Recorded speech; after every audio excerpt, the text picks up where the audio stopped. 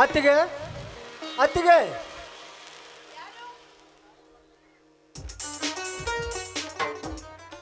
ಭಾಸ್ಕರ, ಈಗ ಬಂದೇನಪ್ಪ ಊರಿಂದ.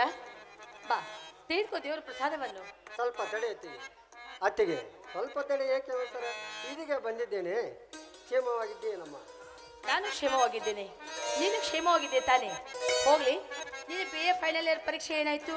ಅತ್ತಿಗೆ, ಹೆತ್ತವರು ಹೊತ್ತ ಹೊಣೆಯನ್ನು ನೀವು ಹೊತ್ತಿಗೆ ಮಾತಾಪಿತೃಗಳ ಮಮತೆಗಿಂತಲೂ ಹೆಚ್ಚಿನ ಪ್ರೀತಿ ವಾತ್ಸಲ್ಯವು ದೇವರಂತ ನನ್ನ ಅಣ್ಣ ಅತ್ತಿಗೆರಿಂದ ಪಡೆದುಕೊಂಡಿರುವೆನೆಂದಾಗ ನಾನು ನಿಮ್ಮ ಅಂತಃಕರಣ ಶುಭ ಆಶೀರ್ವಾದ ಬಲದಿಂದ ನಾನು BA ಪರೀಕ್ಷೆಯಲ್ಲಿ ಪ್ರಥಮ ಸ್ಥಾನದಲ್ಲೇ ಪಾಸಾಗುತ್ತೇನೆಂಬ ಆತ್ಮವಿಶ್ವಾಸ ನನಗಿದೆ ತಾಯಿ. ಆ ನಂಬಿಕೆ ನನಗೂ ಕೂಡ ಇದೆ ಭಾಸ್ಕರ. ಆ ದೇವರಲ್ಲಿ ನಾನು ಬೇಡ್ಕೊಳ್ಳೋದೊಂದೇ, ನಿನ್ನ ಆಸೆ ಕನಸುಗಳನ್ನೆಲ್ಲ ಈಡೇರಿಸಿ ನನ್ನ ಮೈದನ ಫಸ್ಟ್ ಕ್ಲಾಸಲ್ಲಿ ಪಾಸ್ ಆಗ್ಬೇಕಂತ ಆ ದೇವರಲ್ಲಿ ನಾನು ಹರಕೆ ಇಟ್ಟಿದ್ದೇನೆ, ಗೊತ್ತಾ ನಿನಗೆ? ಅತ್ತಿಗೆ, ಪರೀಕ್ಷೆಯ ಫಲಿತಾಂಶ ಇನ್ನೂ ತಿಳಿಯಲು ಸ್ವಲ್ಪ ಲೇಟ್ ಇತ್ತು. ಅದಕ್ಕಾಗಿ ನಾನಿಂದು ಧಾರವಾಡಕ್ಕೆ ಹೋಗಿ ಬಂದಿರಾಯ್ತು. ಬಂದೆ ಅಲ್ಲಿ ಅತ್ತಿಗೆ, ಈಗ ಶರಣರ ಪ್ರಸಾದವನ್ನು ಕೊಡಮ್ಮ. ಬಾರಪ್ಪ.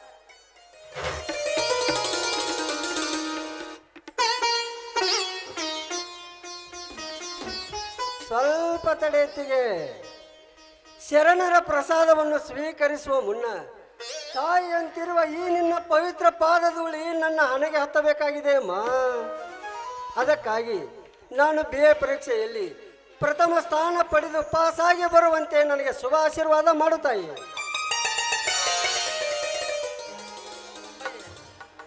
ಸಾಕಷ್ಟು ಸಾಲಿ ಕಲಿತವನಾಗಿರೋ ನೀನು ಪ್ರಸಾದ ತೆಗೆದುಕೊಳ್ಳುವ ಮುನ್ನ ನಿನ್ನ ಹಣೆಯನ್ನು ನನ್ನ ಪಾದಕ್ಕೆ ಹಚ್ಚಬಾರ್ದಾಗಿತ್ತು. ಯಾಕಪ್ಪ ಹೀಗೆ ಮಾಡಿದೆ ಹೇಳು? ಅತ್ತಿಗೆ, ನೀನು ಆಗಲೇ ನನಗೆ ಪೂಜಾ ಪ್ರಸಾದವನ್ನು ಕೊಡಲು ಬಂದಾಗ ಸ್ವಲ್ಪ ತಡೆಯಿಂದ ಹೇಳಿದ್ದಕ್ಕಾಗಿ ಅಲ್ಲವೇನಮ್ಮ ನೀವು ಪ್ರಶ್ನೆ ಕೇಳ್ತಿರೋದು? ನೋಡಮ್ಮ, ಸರ್ವ ಜೀವರಾಶಿಗಳನ್ನು ಸದಾ ಸಂರಕ್ಷಿಸುವ ಆ ಶಿವನಿಗಿಂತಲೂ ಶಿವ ಭಕ್ತರೇ ಶ್ರೇಷ್ಠರೆಂದು ಶಾಸ್ತ್ರ ಪುರಾಣಾದಿಗಳು ಸಾರಿ ಹೇಳುತ್ತೇವೆ ಅಂದಾಗ ನಿತ್ಯವೂ ಶರಣು ಬಸವೇಶ್ವರನ ಪೂಜಾರಾಧನೆ ಸ್ಮರಣೆಯಲ್ಲಿರುವ ಈ ನಿನ್ನ ಪವಿತ್ರ ಪಾದಧೂಳಿ ಸರ್ವವಿದೆ ಎಂದು ಭಾವಿಸಿದ್ದೇನಮ್ಮ. ಅದಕ್ಕಾಗಿ ಹೀಗೆ ಮಾಡಿದೆ ಅತ್ತಿಗೆ. ನಾನು ತಪ್ಪೆನಿಸಿದರೆ ನನ್ನ ಕೆನ್ನಿಗೆ ಪೆಟ್ಟು ಕೊಟ್ಟು ತಿಳಿಸಿ ಹೇಳಮ್ಮ, ನೀನು ನನ್ನ ತಾಯಿಗಿಂತಲೂ ಹೆಚ್ಚು. ಭಾಸ್ಕರ, ಈ ನಿನ್ನ ಅಣ್ಣ ಅತ್ತಿಗೆಯರ ಮೇಲೆ ಎಷ್ಟೊಂದು ಅಪಾರವಾದ ಪ್ರೀತಿಯಪ್ಪ ನಿನ್ನದು. ಅದಕ್ಕಾಗಿ ಅವರು ಪ್ರತಿ ಒಂದು ಸಲ ಮಾತಿನಲ್ಲಿ ಹೇಳ್ತಿರ್ತಾರೆ, ನನ್ನ ತಮ್ಮ ಆದರ್ಶ ಸಹೋದರ ಅಂತ. ಅವರು ಹೇಳೋ ಮಾತು ಇವತ್ತು ಸತ್ಯವಾಯ್ತು ನೋಡು. ಯಾರಮ್ಮ ಹಾಗೆ ಹೇಳಿದವರು? ಅದೇ ಅವರು, ನಿಮ್ಮ ಅಣ್ಣನವರು.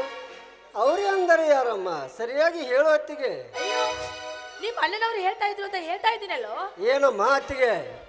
ನನ್ನ ಅಣ್ಣನಿಗೆ ಹೆಸರು ದಶಿ ಏನು ಇಲ್ಲವೇನಮ್ಮ? ಹೇಳಮ್ಮ ಅತ್ತಿಗೆ. ನನ್ನ ಅಣ್ಣನ ಹೆಸರನ್ನು ನಿನ್ನ ಬಾಯಿಯಿಂದ ಕೇಳಬೇಕೆಂಬ ಅಭಿಲಾಷೆ ನನಗುಂಟಾಗಿದೆ ತಾಯಿ, ಹೇಳು. ಹೋಗ್ಪಾ, ನೀನು ಈ ರೀತಿ ಕೇಳೋದ್ರಿಂದ ನಂಗೆ ತುಂಬಾ ನಾಚಿಕೆ ಆಗುತ್ತೆ. ನಾಚಬಾರ್ದಮ್ಮ, ಹೇಳು ಅತ್ತಿಗೆ. ನೀನು ಹೇಳದಿದ್ದರೆ ನಾನು ಉಪವಾಸ ಧಾರವಾಡಕ್ಕೆ ಹೊರಟು ಹೋಗುತ್ತೇನೆ ನೋಡು. ಮತ್ತೆ ಹಾಗೆಲ್ಲ ತಮಾಷೆಗೆ ಹೇಳ್ಬಿಡಪ್ಪ. ನೀನು ಉಪವಾಸ ಹೋಗ್ತೀನಿ ಅಂತ ಹೇಳಿದ್ರೆ ನನ್ನ ಹೊಟ್ಟೆಯಲ್ಲಿ ಸಂಕಟವಾಗುತ್ತೆ. ಹಾಗಾದರೆ ಅಣ್ಣನ ಹೆಸರನ್ನು ಹೇಳು ಮತ್ತೆ. ಇದು ತುಂಬಾ ಹಠವಾದಿಯಪ್ಪ. ಹೌದಮ್ಮ, ಸರಿ ಬಿಡು, ಹೇಳ್ತೀನಿ. ಹೃದಯವಂತರು, ಗುಣವಂತರು, ನನ್ನ ಬಾಳಿನ ಭಾಗ್ಯದಾತರು, ಅವರೇ ನನ್ನ ದಾರಿ ದೀಪವಾಗಿರೋ ನನ್ನ ಮಾಂಗಲ್ಯ ತೊಡೆಯರು. ಯಾರು? ಅವರು ಸದಾನಂದರು.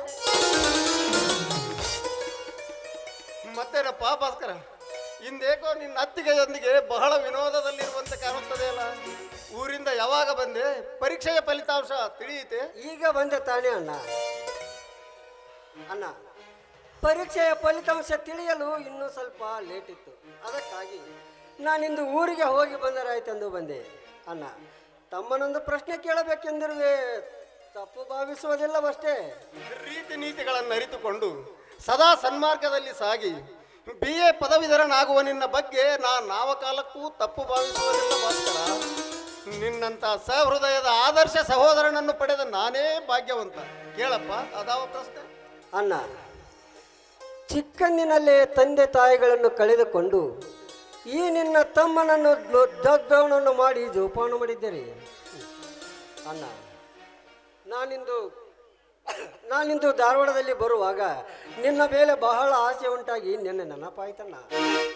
ಅಣ್ಣ, ಈ ನನ್ನ ತಾಯಿ ನಡೆಯಲು ಬಂದ ಮನೆಯ ಕೀರ್ತಿಯನ್ನು ಸದಾಕಾಲ ಕಾಪಾಡಿಕೊಂಡು ಹೋಗುತ್ತೇನೆ ಅನ್ನುವಂತೆ ನನಗೆ ಭಾಷೆ ಕೊಡೋಣ.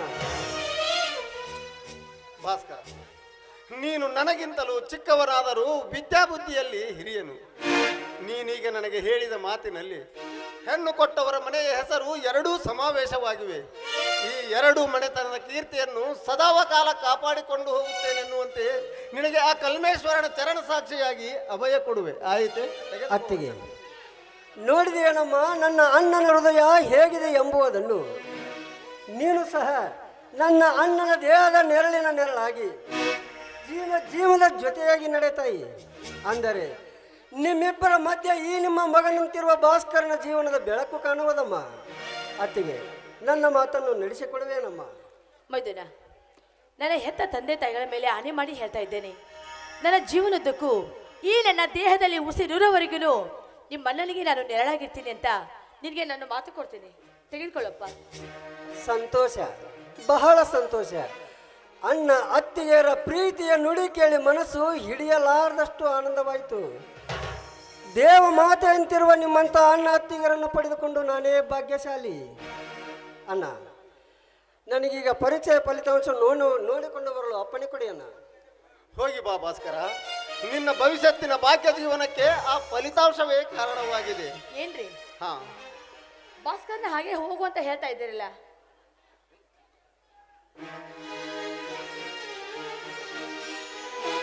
ತೆಗೆದುಕೋ ಈ ಹಣವನ್ನು. ಖರ್ಚಿಗಾಗಿ ನಿನ್ನ ಬಳಿಯಲ್ಲಿರಲಿ. ಅಲ್ರಿ, ಅವನು ಈ ತಾನೇ ಊರಿಂದ ಬಂದಿದ್ದಾನೆ. ಊಟ ಮಾಡದೆ ಹಾಗೆ ಹೋಗು ಅಂತ ಹೇಳ್ಬಿಟ್ರೆ ಬಂದವನು ಹಾಗೆ ಹೋಗ್ಬಿಡ್ಬೇಕಾ? ಭಾಸ್ಕರ, ಒಳಗಡೆ ಬಿಸಿನೀರು ಕಾಯ್ತಾ ಇವೆ, ಹೋಗಿ ಸ್ನಾನ ಮಾಡ್ಕೊಂಡು ದೇವ್ರಿಗೆ ನಮಸ್ಕಾರ ಮಾಡಿ ಊಟ ಮಾಡಿ ನಡೆಯಪ್ಪ ನೀನು. ಶಾರದಾ,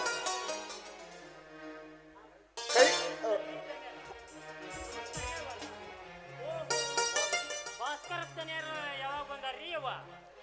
ಇದೀಗ ತಾನೇ ಬಂದಿದ್ದೇನೆ ಅಜ್ಜ. ಪರೀಕ್ಷೆಯ ಫಲಿತಾಂಶ ತಿಳಿಯಲು ಇನ್ನೂ ಸ್ವಲ್ಪ ಲೇಟ್ ಇತ್ತು. ಅದಕ್ಕಾಗಿ ಊರಿಗೆ ಹೋಗಿ ಬಂದರಾಯ್ತೆಂದು ಬಂದೆ. ಮತ್ತೇನು ಅಜ್ಜ, ಕ್ಷೇಮವಾಗಿದ್ದೇನಪ್ಪ? ಕ್ಷೇಮವಾಗಿದ್ದೇವ್ರಿ ಅಪ್ಪ. ಧನ್ಯರ, ನೀವೆಂದೂ ಫೇಲ್ ಆಗಾಕನ ಸಾಧ್ಯ ಇಲ್ಲ ಬಿಡ್ರಿ. ಫಸ್ಟ್ ಕ್ಲಾಸ್ನ ಪಾಸ್ ಆಗ್ತೀರಿ ನೋಡ್ರಿ. ಬೇಕಾದ್ರೆ ನಾ ಏನು ಹೇಳಿದ್ದೆ ಅಂದಿರಿ ನೀವು. ಆಗಲ್ಲಪ್ಪ, ನಿನ್ನ ಬಾಯಿ ಹರಕೆಯಿಂದ ನನ್ನ ತಮ್ಮ ಫಸ್ಟ್ ಕ್ಲಾಸಿನಲ್ಲಿ ಪಾಸ್ ಆದರೆ ಮಿಲ್ಲಿನಲ್ಲಿ ಕೆಲಸ ಮಾಡುವ ಎಲ್ಲರಿಗೂ ಸಿಹಿ ಊಟ ಹಾಕಿಸುತ್ತೇನೆ ಮಾರುತ್ತಪ್ಪ. ಅಷ್ಟು ಮಾಡ್ರಿ ಅಪ್ಪ.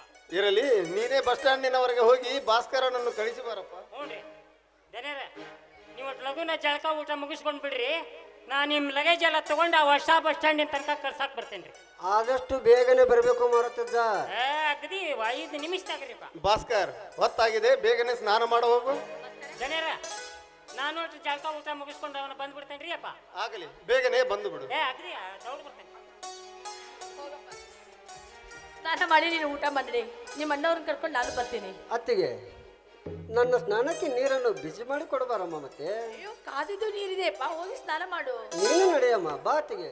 ಬರ್ತೀನಿ, ನಡೆಯಪ್ಪ.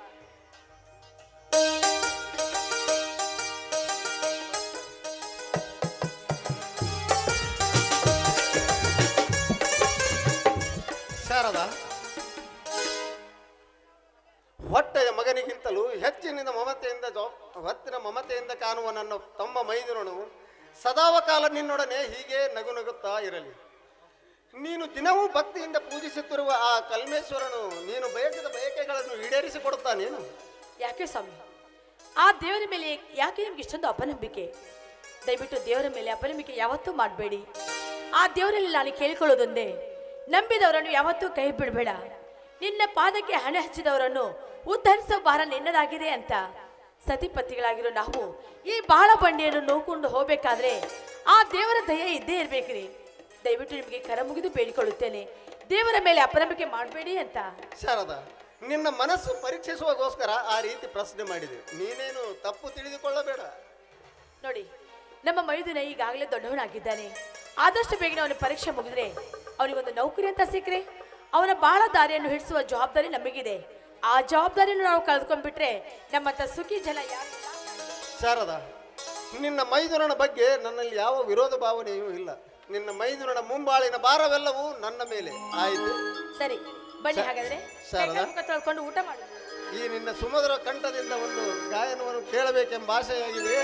ಅಯ್ಯೋ ರೀ. ಸೂಸಿ ಬರಲಿ ಈ ನಿನ್ನ ಕಂಠದಿಂದ ಒಂದು ಸುಮಧುರ ಗಾಯನ. ನನಗೆ ಹಾಡೋದಕ್ಕೆ ಬರೋದಿಲ್ಲ ರೀ. ಏಕೆ ನನ್ನೆದುರು ಹಾಡಲು ನಾಚಿಕೆ ಬರುತ್ತದೆಯೇ? ಪತಿಯ ಮನದಿಚ್ಛೆಯನ್ನು ಪೂರ್ತಿಗೊಳಿಸುವುದು ಸತಿಯ ಕರ್ತವ್ಯವಲ್ಲವೇ? ಹಾಡು, ನಿನ್ನ ಹಾಡನ್ನು ಕೇಳಿ ಸಂತೋಷ ಪಡಲೆಂದ ಮನ, ಅದುವೇ ನನ್ನ ಬಾಳಿಗೆ ನವಚೇತನ. ಸರಿ ಬಿಡಿ, ದೊರೆಗಳ ಮಾತು ಮೀರೋದುಂಟೆ. ನಿಮ್ಮಿಷ್ಟದಂತೆ ಹಾಡ್ತೀನಿ, ಆದ್ರೆ ನನ್ನದೊಂದು ಕಂಡೀಷನ್, ನನ್ನ ಜೊತೆಗೂಡಿ ನೀವು ಹಾಡಬೇಕು. ಓಕೆ.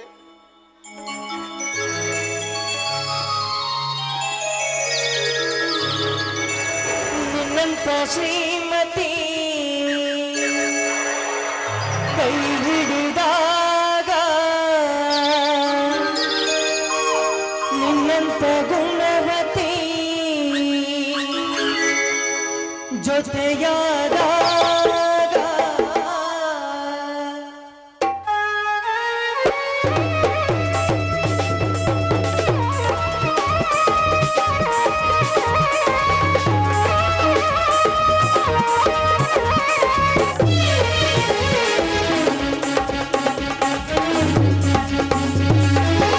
ನಿನ್ನಂತ ಶ್ರೀಮತಿ ಕೈ ಹಿಡಿದಾಗ, ನಿನ್ನಂತ ಗುಣವತಿ ಜೊತೆಯಾದಾಗ, ದಿನವೂ ಆನಂದವೇ. ಸೇರಿ ಹಾಡುವಾಗ, ಇನ್ನು ಹೀಗೆ ನಾವು ಸೇರಿ ಹಾಡುವಾಗ, ಬದುಕು ಸ್ವರ್ಗವೇ.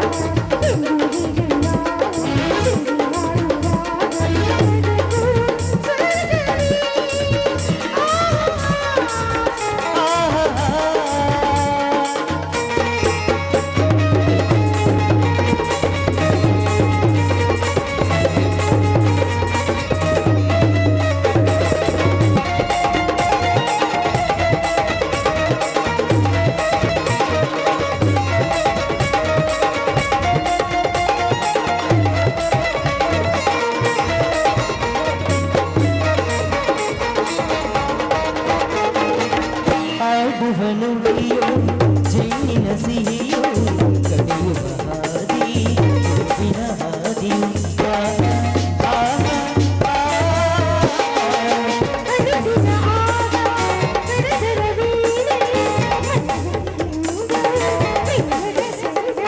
ಅನುಗಾಲ ಅನುರಾಗ, ಅನುಗಾಲ ಅನುರಾಗ ಶುಭಯೋಗ. ಗರಿಸ ಗರಿಸ ರಿದ ಗರಿಸ ಗರಿಸ ರಿದ ಗರಿಸ ಗರಿಸ ರಿದ.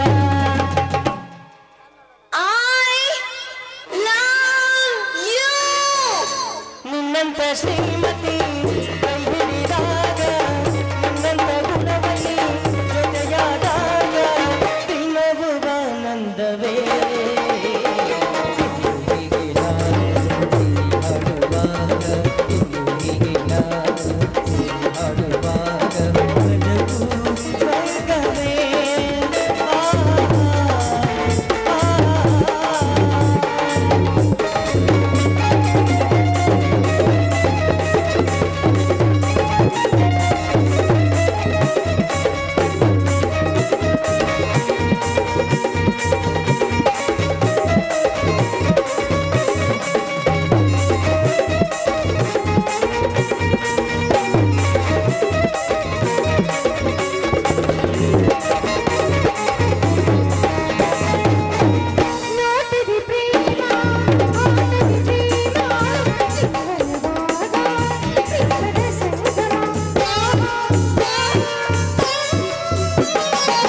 ಮಾಸಗಳೆಲ್ಲ ಹೊಸ ಮಧುಮಾಸವೇ, ರಾತ್ರಿಗಳೆಲ್ಲ ಮೊದಲನೇ ರಾತ್ರಿಯು. ದಿನವೆಲ್ಲ ಸಂತೋಷ, ದಿನವೆಲ್ಲ ಸಂತೋಷ ಸಂಗೀತ.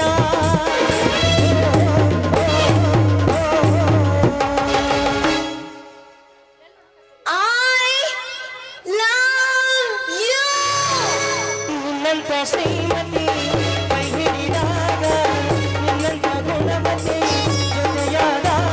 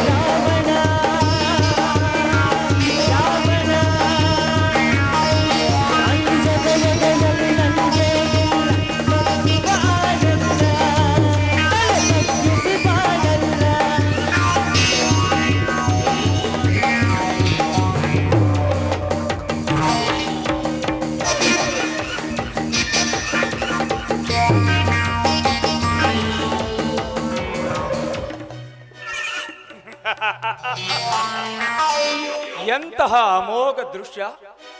ಸೃಷ್ಟಿಯ ಸೊಬಗನ್ನೇ ನಾಚಿಸುವ ನವ ದಂಪತಿಗಳ ನಯನ ಮನೋಹರವಾದ ಸಂಜೆ ನಭವೇರಿ ಸಾಗಿದೆ ಸಪ್ತ ಸಾಗರದಾಚೆ. ನಮಸ್ಕಾರ ಮಿಸ್ಟರ್ ಸದಾನಂದ್. ಬನ್ನಿ ಮಧುಕರ್.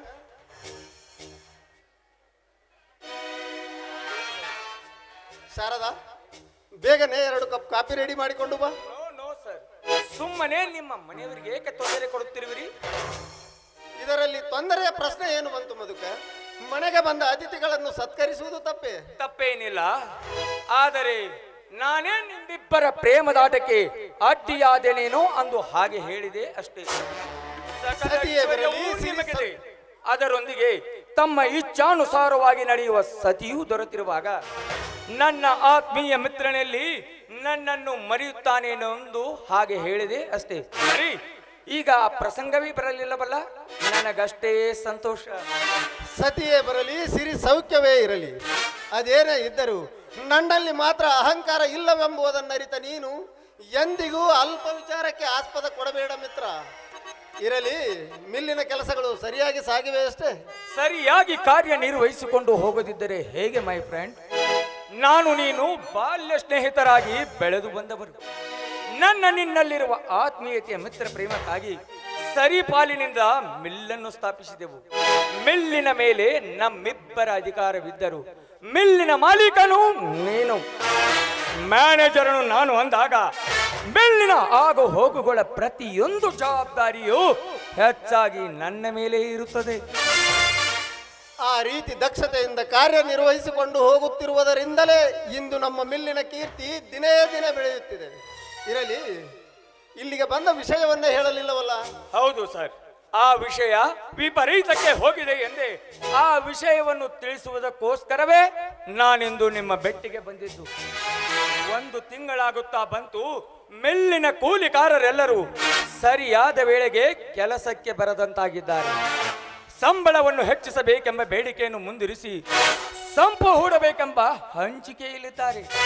ಅದು ಅಲ್ಲದೆ ಹಿಂದಿನ ವರ್ಷದ ದೀಪಾವಳಿ ಬೋನಸ್ ಅನ್ನು ಈ ವರ್ಷ ಕೊಟ್ಟೇ ತೀರಬೇಕು, ಇಲ್ಲವಾದರೆ ನಾವೇ ಸರ್ಕಾರದ ಕಟ್ಟೆ ನೇರಬೇಕಾಗುತ್ತದೆ ಎಂಬ ಕುಹಕ ತಂತ್ರವನ್ನು ನಡೆಸಿದ್ದಾರೆ. ಅದಕ್ಕಾಗಿ ಆ ವಿಷಯ ತಿಳಿಸುವುದಕ್ಕೋಸ್ಕರವೇ ನಾನಿಂದು ನಿಮ್ಮ ಬೆಟ್ಟಿಗೆ ಬಂದಿದ್ದು. ಸರಿ ಮಧುಕರ್, ಅವರು ಕೇಳುವ ಬೇಡಿಕೆಗಳೇನು ತಪ್ಪಲ್ಲ. ಅವರಿಗೆ ಕೊಡಬೇಕಾದ ಬೋನಸ್ಸಿನ ಹಣ ಎಷ್ಟೇ ಆಗಲಿ ನಾನು ಕೊಡುತ್ತೇನೆ. ಸರ್, ಬೋನಸ್ಸಿನ ಹಣ ಅಷ್ಟಿಷ್ಟಾಗುವುದಿಲ್ಲ, 30 ಲಕ್ಷಕ್ಕೂ ಮಿಕ್ಕುತ್ತದೆ. ಇನ್ನೂ 10 ಲಕ್ಷ ಮೆತ್ತಾದರೂ ನಾನು ಕೊಡುತ್ತೇನೆ. ಒಮ್ಮೆ ಕೂಲಿಕಾರರ ಬೋನಸ್ಸಿನ ಋಣಭಾರವಾದರೂ ಕಡಿಮೆಯಾಗುತ್ತದೆ. ಸ್ವಲ್ಪ ತಡೆಯಿರಿ.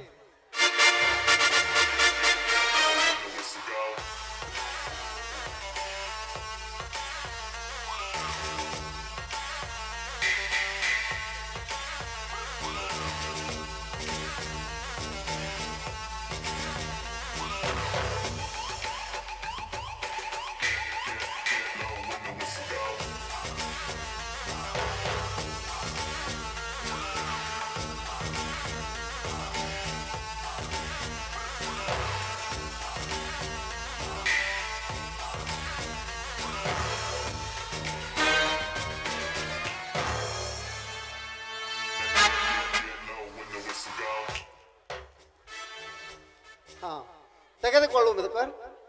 ಈ 30 ಲಕ್ಷ ರೂಪಾಯಿಗಳ ಚೆಕ್ ಇದೆ, ತೆಗೆದುಕೊಂಡು ಹೋಗಿ ಬೋನಸ್ ಹಂಚಿರಿ. ಕಡಿಮೆ ಬಿದ್ದರೆ ಮತ್ತೆ ಕೊಡುತ್ತೇನೆ. ಸರ್, ಕೂಲಿಗಾರರ ಮೇಲಿರುವ ಈ ನಿಮ್ಮ ಅಂತಃಕರಣವನ್ನು ಅದೆಷ್ಟು ಕೊಂಡಾಡಿದರು ಕಡಿಮೆ ಆಗಲಿ ಕೊಡಿ ಸರ್. ನಾನಿಷ್ಟರಲ್ಲಿಯ ಎಲ್ಲವನ್ನು ಸರಿಪಡಿಸಿ ಬಿಡುತ್ತೇನೆ.